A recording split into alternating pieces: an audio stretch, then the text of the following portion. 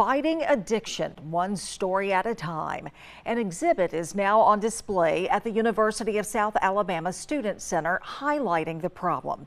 Tonight, for its debut, we hear from family members who lost loved ones to the disease. As WKRG News 5's Jeremy Jones reports, the goal of the project is to change the stigma surrounding addiction. Yeah, many people gathered here at the University of South Alabama for the Into Light project, including State Attorney General Steve Marshall, who shared how this problem has impacted his family.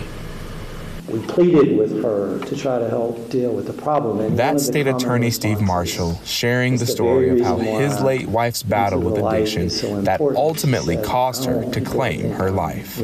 The University of South Alabama hosted the exhibit called Drug Addiction, Real People, Real Stories, where people learned how drug overdoses have impacted several families.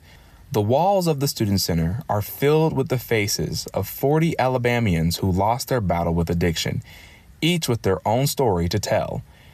Georgia Rhodes' son Will is featured on the wall. It gives me an outlet to say my son had a really wonderful life in so many ways, and I want to celebrate that because sometimes they're just always defined about with a tragic death.